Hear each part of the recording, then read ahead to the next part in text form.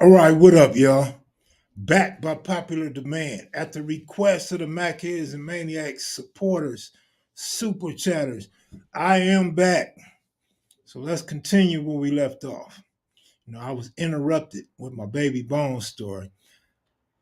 Uh, but that was really it, man. I just really thought Baby Bone wanted to fight. Really thought Baby Bone was going to try to sucker punch me, and he was super hot. I never seen Baby Bone so hot before in my life other than the summer jam, back in the early 2000s. But uh, yeah, it was all good after that. It was another incident involving Baby Bone that he thought I was guilty of as well. And I had nothing to do with it. He came over mad about that, asking me questions and shit. But I didn't have nothing to do with what had transpired. Uh, So that's that. But yeah, for those in the comment section, y'all been pretty active tonight. I appreciate you guys being active, supportive, sticking around for an hour to hear my dumbass speak. But for those that got questions for Eddie Boy's in the comments, man. Y'all can direct your questions toward Eddie Boy instead of trying to get me to speak on things and put a monkey wrench or ruin friendships and just stepping on homies' toes. You know what I mean? So just letting y'all know, he in the comment section. You could get at him yourself. You ain't got to ask me nothing. Was he the one you wrestled with in the pen? I ain't never wrestled with Baby Bone in my life, and I never was in the pen with Baby Bone. I did run across him in the county jail once, but nah, Baby Bone was a good homie. He was my partner, one of many of my partners. Crystal, what up with you? I don't know if we gonna get that 165 or that 200 back up in here, but y'all wanted me to come back. I'm back, man. I'm back. Ain't got no commercials on or nothing. I just came back because y'all wanted me back, man. You know, hate to leave the females of KMV. You know what I mean? Especially if y'all want more, right? Damn, I started to watch a Beverly Hills episode. You was on your super fly stuff. Kev Mac, who was the first Crip you can remember in counting? That's such a hard question for me because as a youngster, I can't really particularly put my timeline together. I actually go over that sometimes when I get to reminiscing, and it's so hard. It's so hard because I remember certain individuals. I remember who I looked up to and who I met and who influenced me. But at the same time, there's other people when I think about it in my life, still living or may have passed on that come into play. So I can't really put those dates in perspective. I can say this though. I can remember my brother. I can remember Dada, which is the homegirl Yo-Yo's brother. I remember Michael Johnson. I mean, not Michael Johnson. Michael Peters. I remember Big Looney, Big Waco. I remember Big Looney's wife's brothers, Big Junie, Squally D. I remember a lot of Crips back then. Used to wear the blue rag. It was this dude named Wendell Nolan, lived on my side of Slauson. Older cat, older than me anyway. Money Mun. I remember a lot of dudes, man. Banker T, Big Maniac, Paul Jenkins, a lot of guys. But I can say this because I have a date. Well, again, those dudes predate this story. But in 1977, when Miles was working in Compton Action Center for Youth Development over there off of Long Beach, and I don't remember. I always forget the cross street, Rosecrans. It wasn't Rosecrans. It was near Rosecrans. Might have been Compton, Compton Boulevard, maybe. And I would go, when I would play sick or on weekends in summertime, I would go to work with her, and she was a youth counselor for dudes on parole and probation, at-risk youth. And so that's when I became familiar with a lot of the Compton Crip gangs and Pyru gangs. I couldn't tell you Nam name. I could remember some of the sayings and some of the sets, but I couldn't remember damn Nam name over there. So it would be one of them. Uh,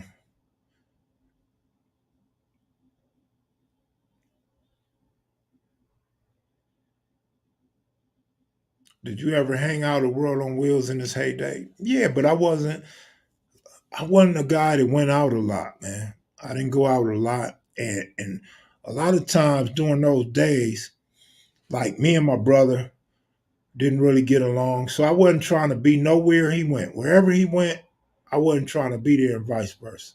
We didn't really go anywhere at the same place together. You wouldn't see us at the same place at the same time till later on. Uh, Another thing, during a certain period of time during those heights, I had a job. I had to get up early in the morning. I had to be at work at like 5:30 in the morning. So I couldn't be up all night at skate ring at 12, 1, 2, 3 in the morning.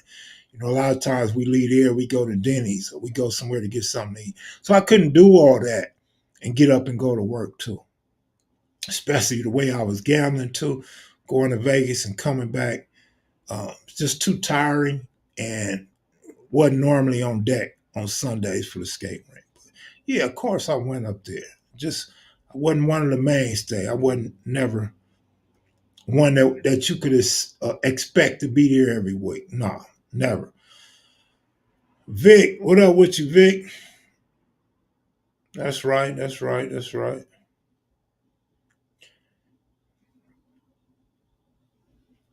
But yeah, man, I don't believe nothing. One thing about Kev Mac is just I'm just Kev Mac. I'm just Kev Mac. That's all.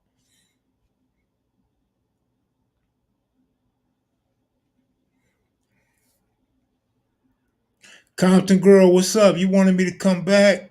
You not tired yet? You ain't got no questions, no comments. I seen your favorite interviews, pretty much like mine. Pretty much agree with you on those. Were any of your classmates gang banging in elementary, or did everybody start in junior high?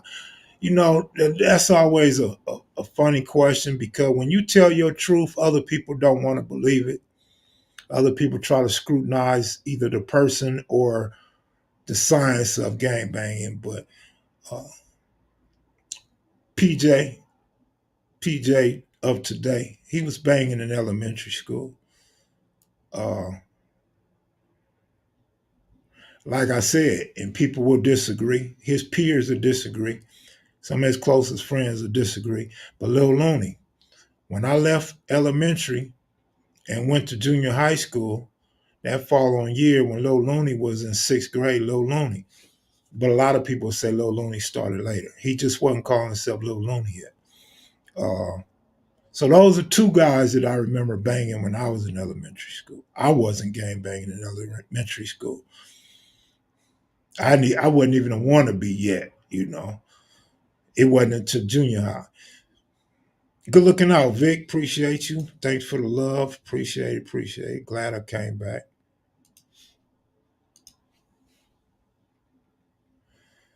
Kev, I was a manager at Mickey D's on Florence and Crenshaw. That spot was active. Yep, yep, yep. You probably seen me pull up in a couple of cars back then. I would be in the parking lot. I would go eat at that McDonald's,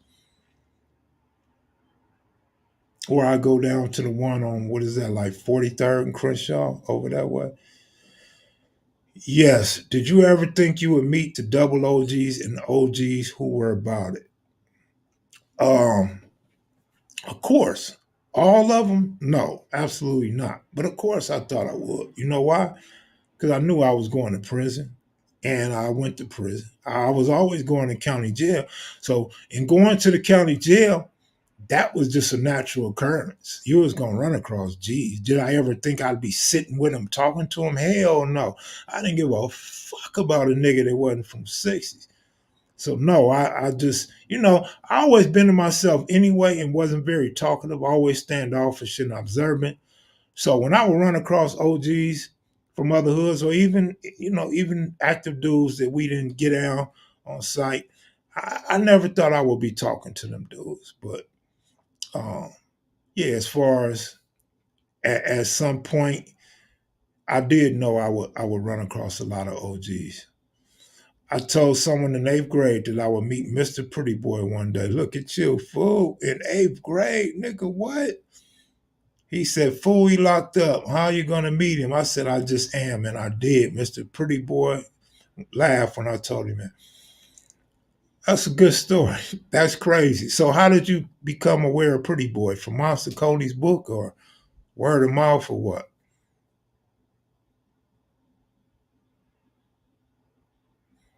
Next time I go to Vegas, Kev will give you guys a true story of my history other than that, Miami Dolphins. Oh, we gonna get some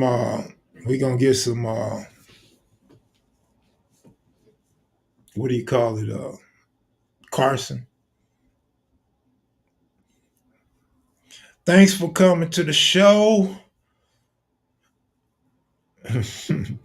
Man, look, man. People gonna say what they want about different individuals. People gonna put smut on dudes and take smut off others. Like I said, man, this is YouTube, man. You can say what you want on YouTube. Most people are not gonna do no research.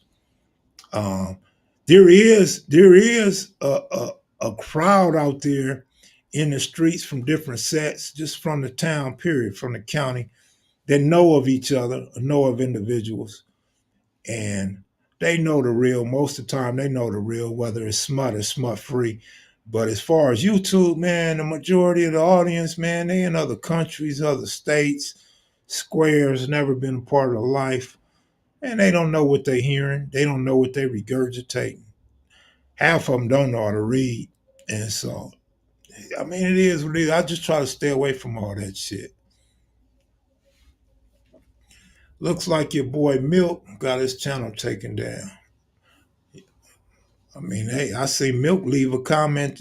Milk left a comment talking about Lil Doc's in prison because of Kev Mac. I'm like, boy, if this white boy don't get his act together, like they just throw, and that's what I'm talking about right now. People just throw accusations out there because the rest of the world's gonna eat it up.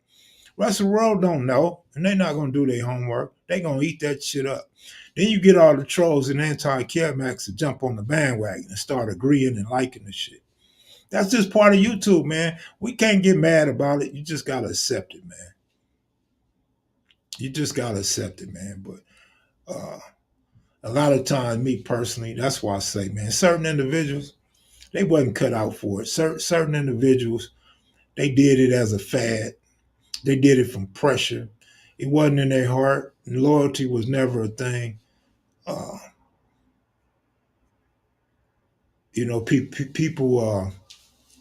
people will show their true colors in due time. How are people handling Kev Mac? They just weird. Man, I don't know, man. Like I say, sometimes a dude might come over and troll me and I say something to hurt his feelings. Like I said about my moderators, sometimes moderators want me to pick and choose who my friends are. And when I don't do that or I stay neutral, they get mad and they run elsewhere.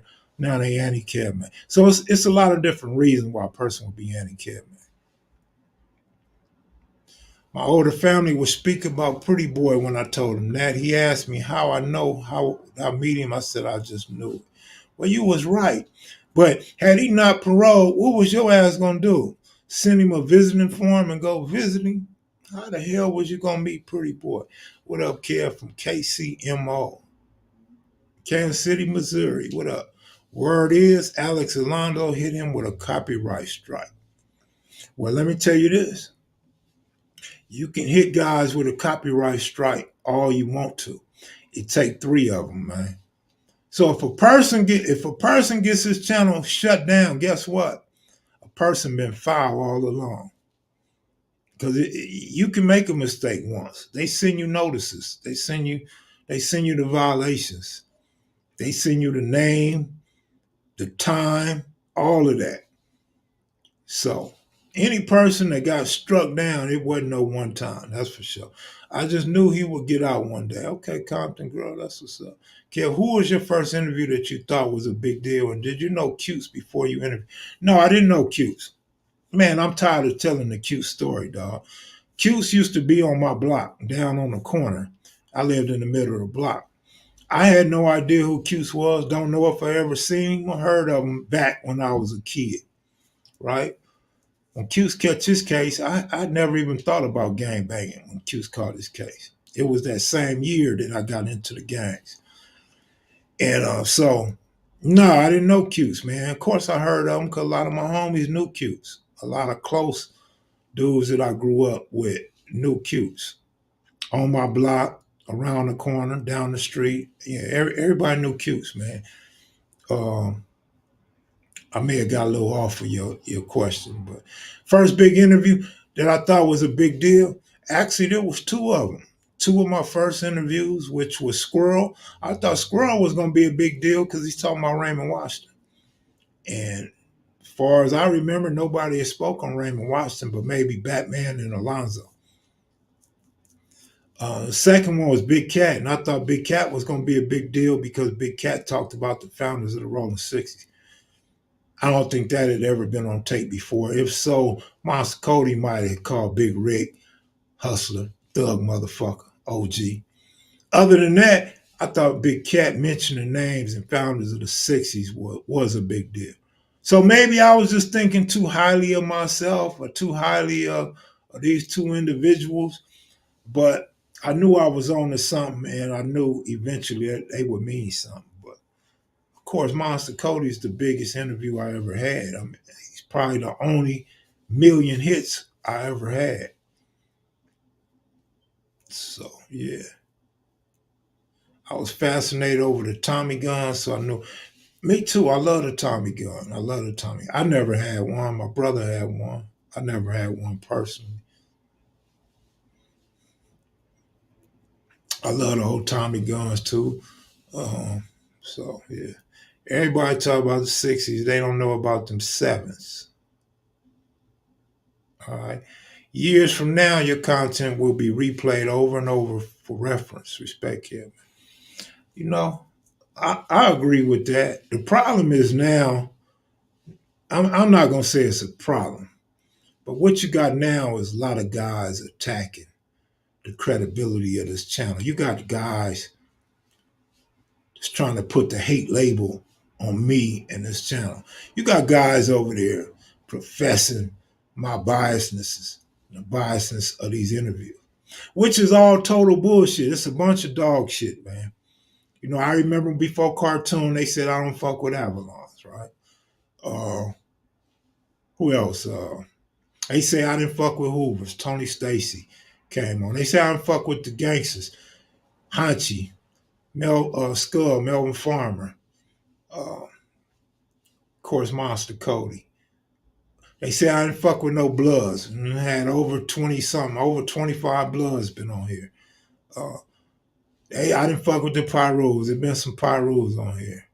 So, you know, it's all bullshit, man. What it is, Melly Mel said this a long time, and it stuck with me a long time ago, and it stuck with me ever since, man. The biggest problem is the lack of communication, man. If we don't communicate with each other, man, we'll never understand the individual.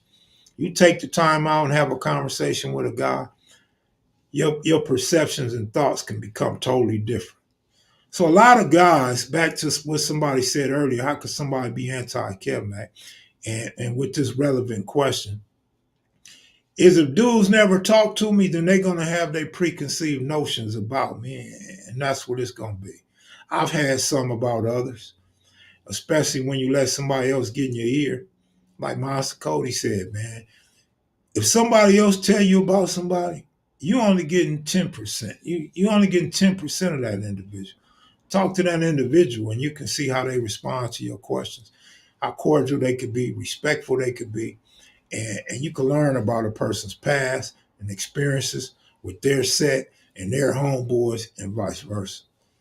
So a lot of things people say in these interviews be on point.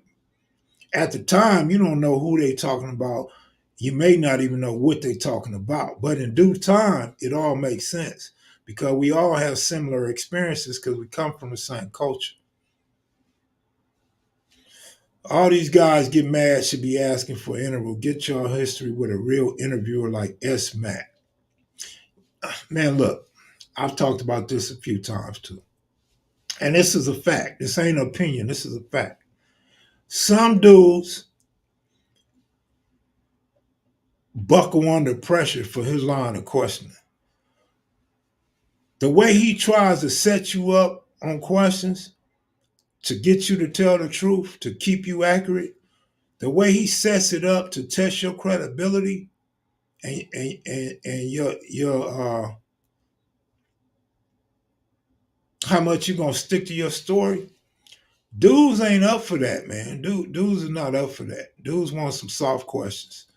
Dudes want somebody that's not gonna challenge their history, their story, or their reputation. So dudes don't be for that because when you grow up gangbanging, let's say a nigga that's in his 60s, a nigga in his 50s, a nigga hit his 50s, late 40s, 50s, 60s. You know, some of them dudes in their 70s now. Some dudes are 70, 71 years old now. They lived this life of being hard, being tough, being all of that. Maybe they was a leader. Maybe they was a fighter or a shooter. Maybe they was a known killer. Maybe they did time for murder they didn't do or did do or manslaughter or, maybe stabbed a few people. Their whole persona is being tough. Their reputation that they put out in the streets, they hold in high regard. Now, here comes a guy that they don't know, quite frankly, probably from an enemy set and a younger guy, and he challenges them on their story. Man, they're offended. They're offended. What else, Spider? They're offended, and they want to hold up their integrity. They don't want to. They came too far now to get caught up lying. And so they're not ready for that line of questioning, bro. Just keep it real. We get tons of such valuable history straight from the horse's mouth, things we read about, heard about from somebody else. We get it straight from the OGs themselves, and that can't be contended. Segregation didn't end in the 60s. It started Crip hoods. There goes Santa money. What up with you, Spider? The messiest Crip of them all. What's up with you, cuz? What up, Kev? I ain't trying to bug you, but did you look into that Monster Ken? You know what? I tried, homie. I didn't. I didn't. Let me see something. Where's my phone at, man? Did I lose my phone again? See, I'm the type of nigga that get up and change batteries and lose his phone that quick. Like, I can't keep up with my phone and shit. It's another reason why I don't answer them. But shit, Eddie Boy might know. Eddie Boy, you know when Monster Ken died from 60s? Even people who went to school with gangsters know what they did. So some can, some of these adults. Red boxing gloves, Spider in the house. People might not appreciate the content now. They ought to appreciate it right now, though. But 30, 40 years when they start making movies or documentaries on LA gangs from LA, only truth is from the horse's mouth. But that ain't true either. The horse lies too, homie. Horses lie too, man. You know, everybody don't speak the truth. There are lying tongues, homie. Some dudes tell lies in their interviews. Some dudes exaggerate. Look, I just explained why some dudes can't stand the pressure of a S Mac interview, homie. I just explained that. So no, niggas do lie. That's what I'm saying, man. People tell interviews. I mean, people do interviews. People tell their story. It don't mean it's accurate. It does not mean it's accurate. And sometimes, and this holds true with me and my closest or my best homeboys. Sometimes, bro, my perception and your perception of the same events can be different. It's not nobody lying. We just seen it from two different sets of eyes. And we have different memories. Who knows who's missing marbles in their brain from smoking PCP or crack or just they lied to themselves so much that they believed a lie. They didn't forgot how shit really went. So that's how I go. History is history. We appreciate the history now. You ever thought about interviewing Monster Cody Bro and Curran? I was in touch with Curran a lot during the time of Monster's death, but um, I thought he would probably be open for an interview, but I don't think that's really his get down. And so I kind of thought about it, but I never really gave it any serious thought.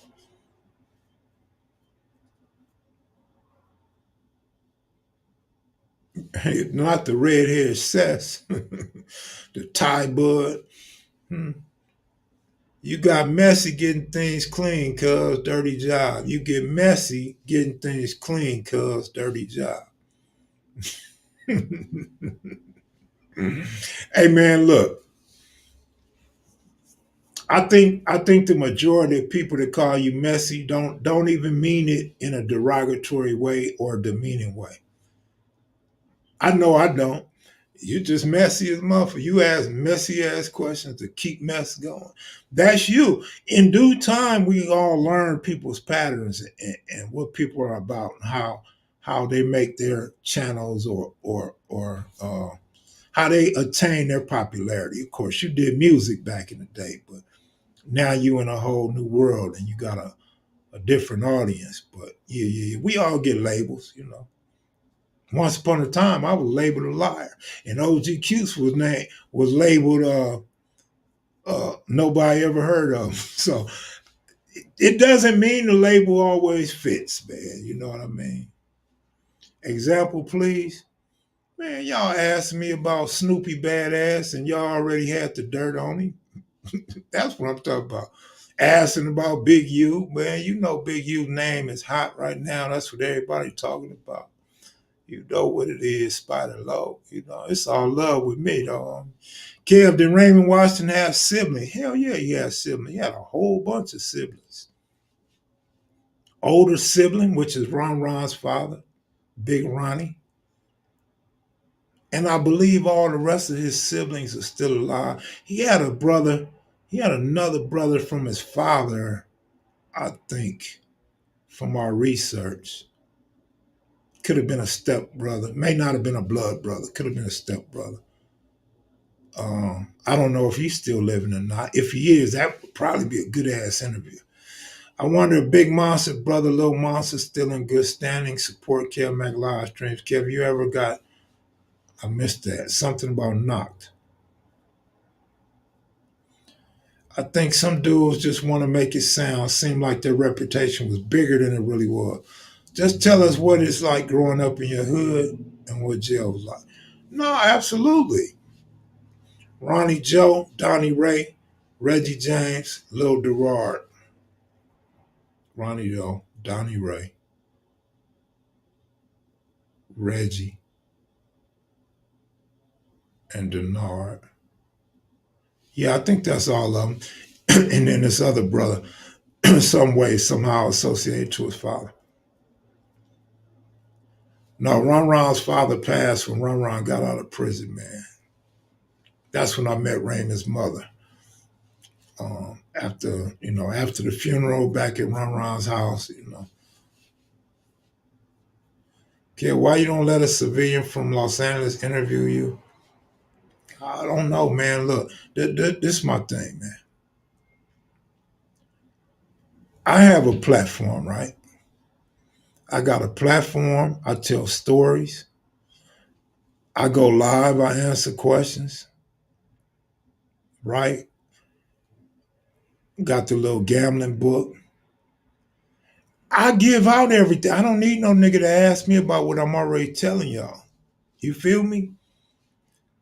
Now, there's room for some interviews. Like we can get down to some stuff that's not clear or some false information out there regarding me or my loved ones.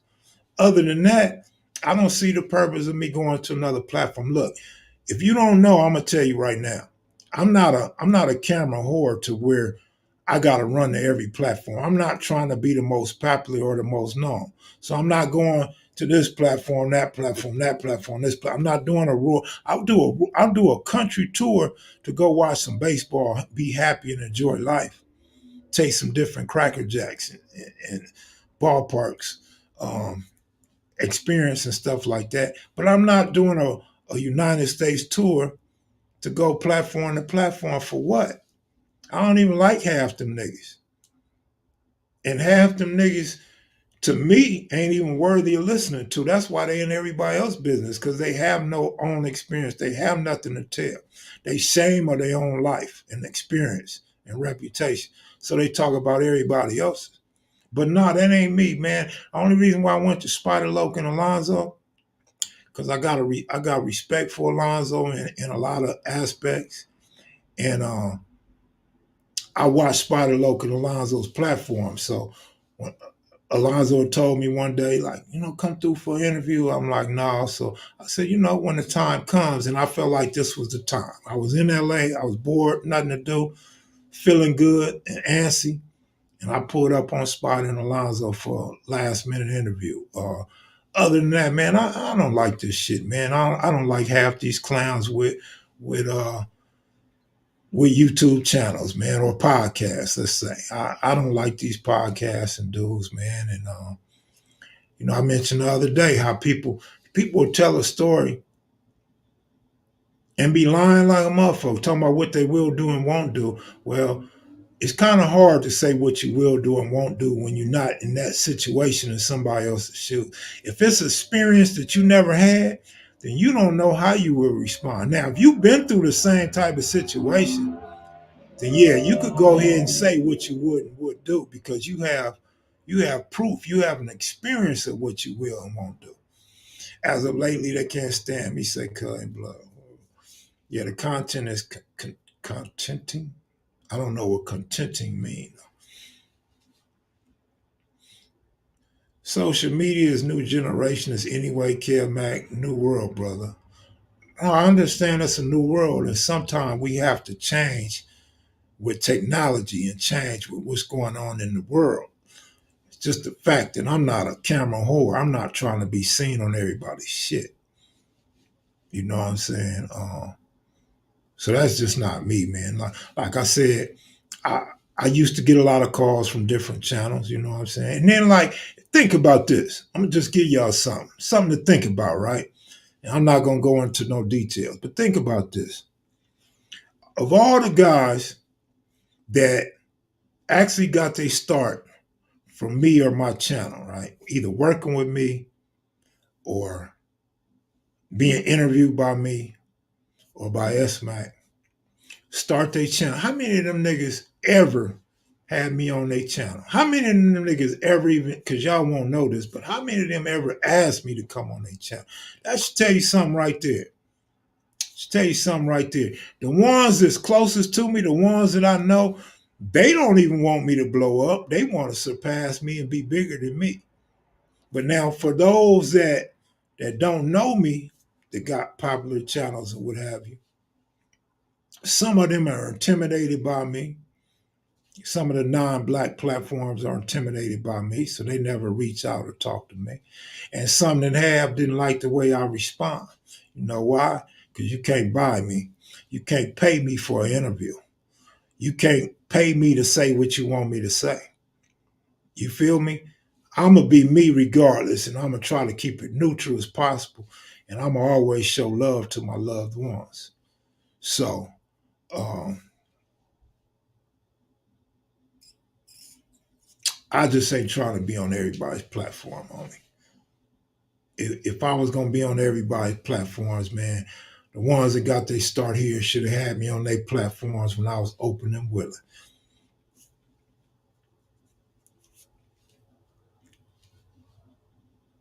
Yeah, DJ, you should start your sports channel, homie, or something out the hundreds.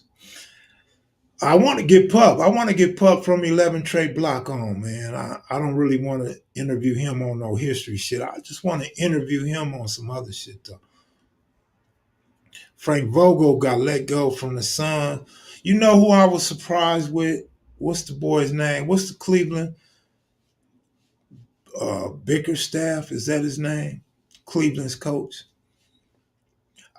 Bickerstaff, I think. I really tripped off of him tonight in the post game show talking about how the Cavs. I'm sorry, it wasn't him. No, maybe it was him. Him and Donovan Mitchell saying they just followed the script. So I'm like, you know what? Because I don't give Bickerstaff no respect. But if he put that script down tonight and they followed it, shit. That showed me he ain't that bad of a coach, right?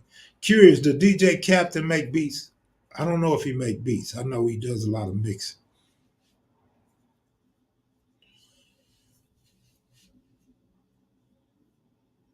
Man, you know what, PF? I understand what you're saying. I mean, I've been on your platform, no good. Your platform, Loco's platform. I've been on y'all platform. I've been on y'all shit. You know what I mean? But I mean, I ain't been interviewed by y'all though. Y'all ain't interviewed a nigga. But to the dude PF, let me see what PF said. PF said they can't be bigger because they can't get the interviews in certain gangs bring more attention. Half truth. That's half true. I'm gonna break it down for you, homie. Cause I ain't doing no hating. I ain't hating on no brothers or putting them down. They can get some big and possibly better interviews. Right, Jay Ship. They can. The problem is this. This is what the problem being, and it's only a problem for me and the problems for people that really want some true history, some good true history. The problem is they all wait till I interview somebody. Or let's say possibly somebody that Alonzo interviews. And then they run behind us because they know this person's open for an interview now. So they run behind us and get the same person. That's the problem. See, the good history done already came out because you dudes don't know what questions to ask.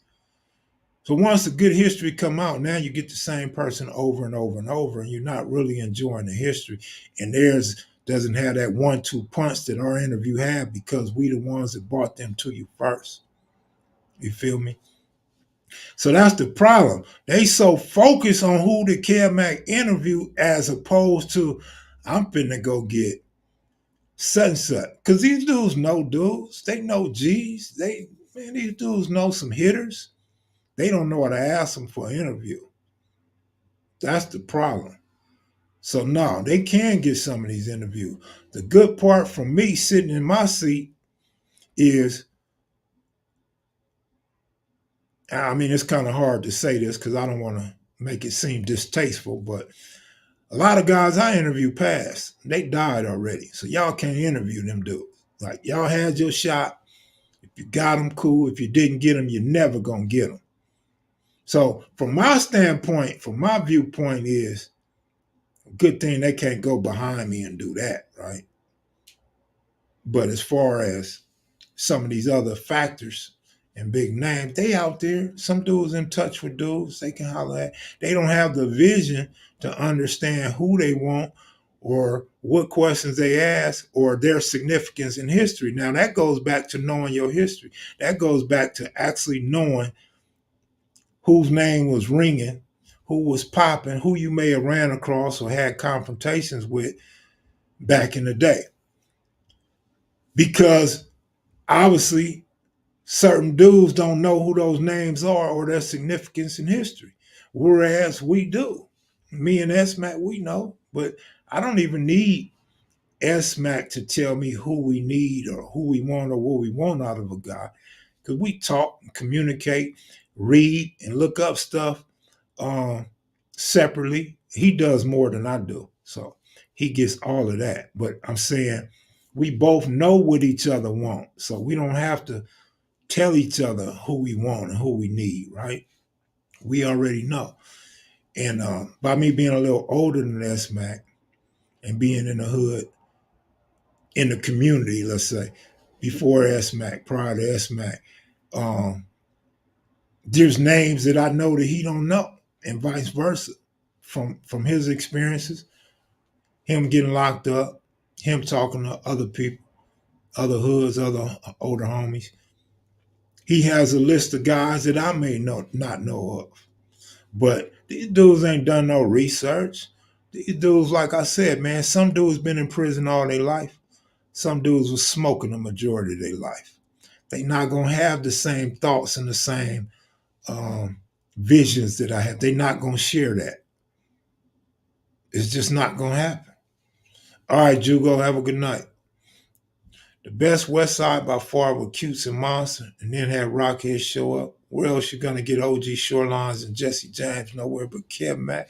Jesse James been on a documentary or two.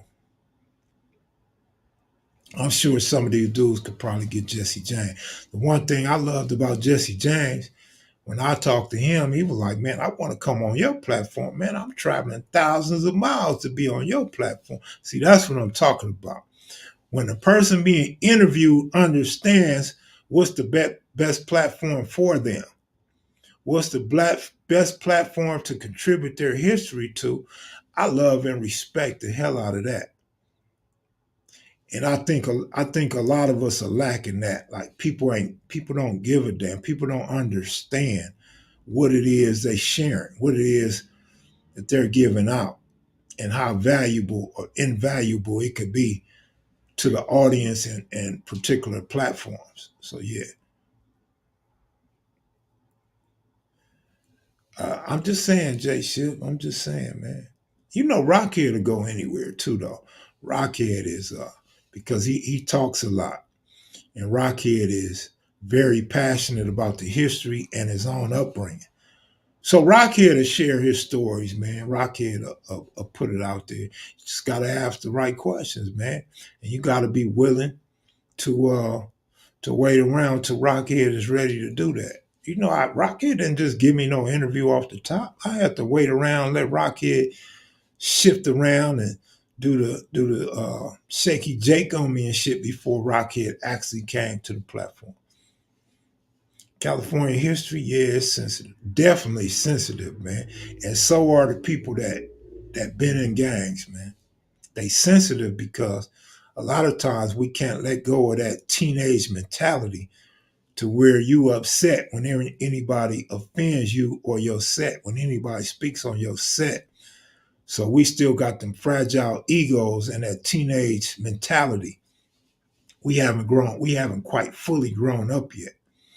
Kev Mac, did you get recognized while you were on your East Coast baseball road trip? Yeah, absolutely. You must didn't watch the video.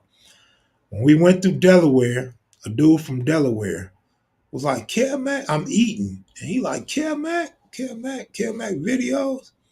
So in Delaware, on one of my lives in DC as a baseball game, it was another dude in DC, yeah. And then was we in DC? Yeah, we was in DC when them little kids from the Middle East was getting on the board. I don't know if they really recognized me or not, but kind of seemed so because of all the cars in the street and all the people passing by. They stopped and saluted me. So pretty sure they recognized me.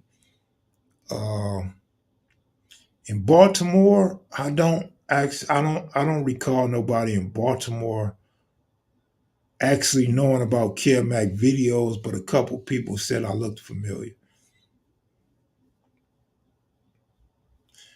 Some ROG homies will take some history to their grave respectfully. Absolutely. There's still a lot of dudes that haven't adapted to today's technology and culture and the changing of this YouTube stuff.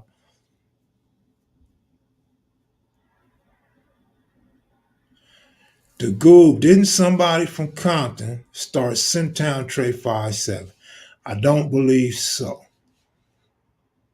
I believe Compton Centown Trey 57 was Richard Miles of the Figueroa Boys. Raymond Watson's adversary that AC Babalui was cool with. Richard Miles, I believe, started Centown Trey 57. The Miles family is real big over there. Rob Moses, there's a couple. Rich Max was light skinned one, got killed in '07, '08. Somebody from Compton may have had a hand in the South Sides, maybe. What about Ghost Town? Man, when I tap in with Cuse, it's over. The world's gonna know the truth. Kenneth Johnson, salute you, brother, for always supporting. Yeah, good looking out, Kenneth Johnson, man. Good dude right there. Been working on my channel so long, I'm about to get tired of it. But somebody want me to make a thumbnail for them. That's cool. Yeah, awkward beginnings, it can become discouraging. These channels can be very discouraging.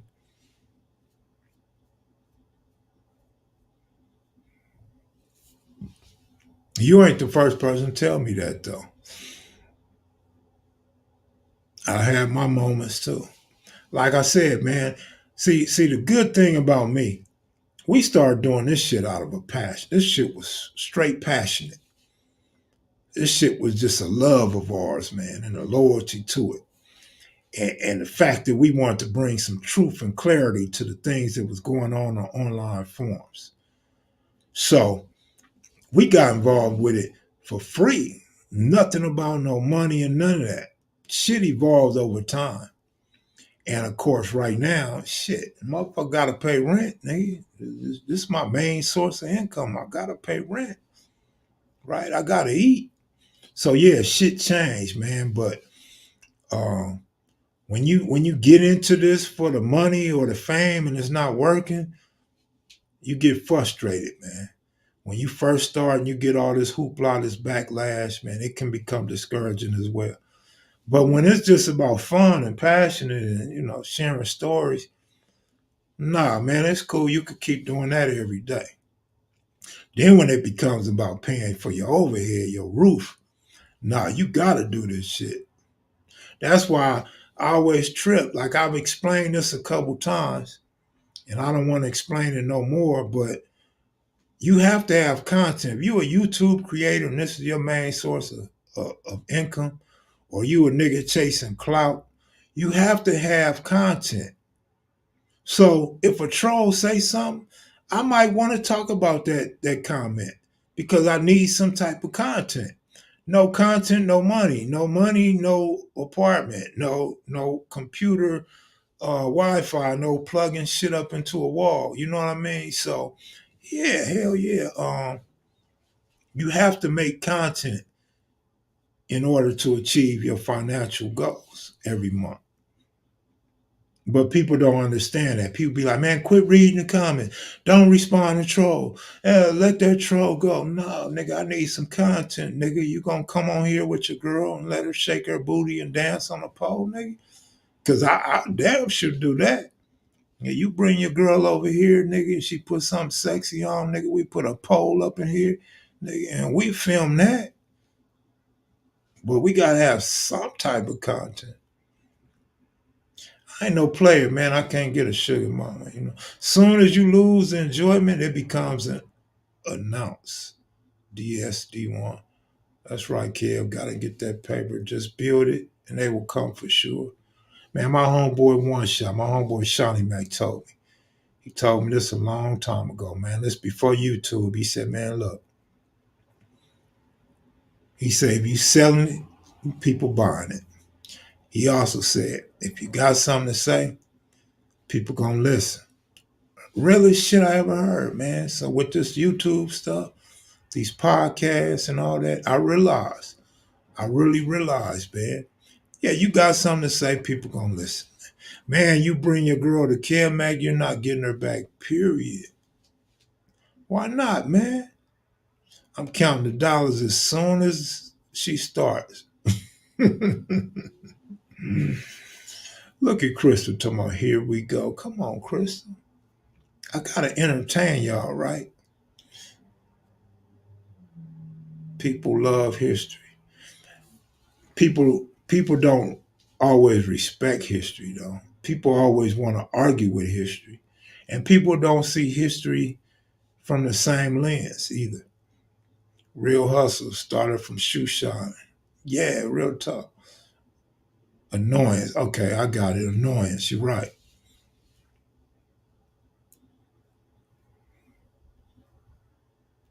But yeah, man, it's just a trip.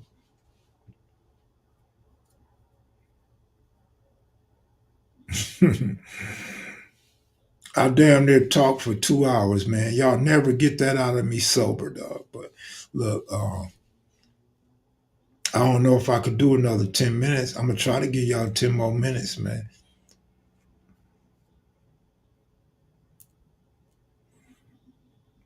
Awkward beginnings, man. It takes time, homie. It took Bam a little while to get going, man. It takes some people longer than others, man. It's just like we was talking about sports, man. Some people don't start as soon as they get to the league. They got to come up off the bench, man. Go young DJ. I get it. You falling asleep. I get it. Kev, you got 10 minutes in you? I don't know, because I feel like all the power in my voice and shit is just, I'm losing it. I'm surprised the VNG survived so long being smushed in between 40s and the 60s. Yeah, a lot of people say that, man. They've been saying that for a lot of years. I can say this about the VNGs, though. You don't hear nobody talk about this. But when the VNGs used to be deep on 54th, like between Van Ness and Second Ave and all around there, Second Ave and 54th, it wasn't all VNGs. Them was other bloods coming from other hoods. Them was jungles. Them was 20s, Inglewood families, Harvard Parks. So they used to be deep, and a lot of the drama wasn't always VNGs though. Plus, a lot of VNGs grew up with a lot of 60s and 40s. So you gotta think about that too, man. Everybody ain't out to chip a dude that they grew up with and good standing with. Then you got the younger homies or homies that don't know them that don't feel the same way. So it's just something that happens in LA, man. Man, you was really rolling around in LA back in the day with a camera just filming. When you say just filming, that sounds like a nigga was a reporter or something. No, it was more than just filming. Actually out there doing whatever came with it. You know what I mean? Whatever came with it. Yeah. There were certain places and certain times you don't pull no camera out back in the day. Eddie Boy said the VNGs are not punks. Harvard Parks has some serious lokes. You called the Harvard Park lokes?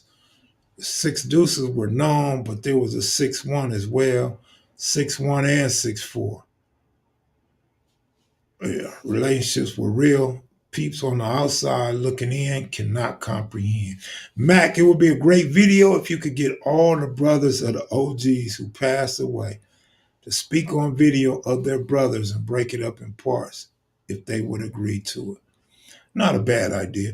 That's still treading in dirty water because some dudes, brothers who have passed, they're sensitive to the fact that their brothers have passed, how they got killed. And some dudes have self complexes because they didn't put in no work for their brother. They ain't never killed nothing for their brother. Uh, then some still got mothers and sisters that will still be sensitive to those topics and those stories. And then you got some brothers who just think the world of their brother. Even though their brother wasn't all that, they think the world of their brother. And so they believe some of the lies their brothers told them. You know what I'm saying? And they are unaware of the things that their brothers did that wasn't upstanding. So you know, all of this shit is real fragile and you have to be careful with it. But I'm sure, to your point, there are a couple good brothers and families that could and would love to speak on their brothers that's resting in peace. So it's not a bad idea, Compton Girl. Just got to be careful with it as a person that wants some good shit. Street TV, what up with you? Pulling out a camera in the neighborhood was a challenge in the 1990s. Yeah, that's why I say you. There was times you could pull it out and times you couldn't. Obviously, I had mine out in the 80s. There's a lot think of it like this. If a nigga had a camera in the 80s, a nigga had a camera throughout the 90s, and a nigga don't have a whole lot of footage, obviously it wasn't cool to pull them cameras out. But the proof was in the pudding. The camera had came out a few times. No, no, no, no, no, no, no, no, no. I mean, Rob Moses, what I'm trying to say is this. I'm an advocate of everybody having their own story and telling their story.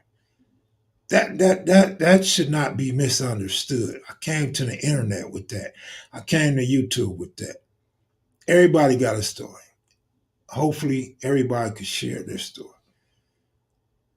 What I'm saying is when you begin to speak on your brother, your dead brother, a legend or supposed to be legend in the gang culture of Los Angeles County and abroad, dudes and their families can be sensitive to that. They may not want to talk about that. They might not want to put that out in public or hear about that. It's a good chance their brother may have killed somebody. It's a good chance their dead brother really shattered the family, really hurt them. And everything else I already explained about dudes not retaliating, or maybe there was some retaliation. They may not want to speak to that. They may not want to be seen because of that. There's, I think beyond what the average person thinks of that wants to hear somebody's story or learn about an individual. You know what I mean? Protect the heroes, hurt and innocent. Absolutely, Adam. That's what I'm saying. I try to do that. It may not always come out like that, but I try to do that. I try to practice that. Man, we had a good audience tonight, man. Real good audience. Eddie Boy, Alex Alonso, Spider Lope, Awkward Beginnings, man. Glad y'all checked in. Good looking out for the super chats. Appreciate y'all, man. I don't know how y'all could put up with me for 2 hours, but appreciate it. Do I know G-Bo and Dulo from 74 Hoover? No, I don't. I don't. I know you're still here, but I'm not. I'm out of here, man. Salute y'all for watching, man. Appreciate y'all. Y'all have a good one.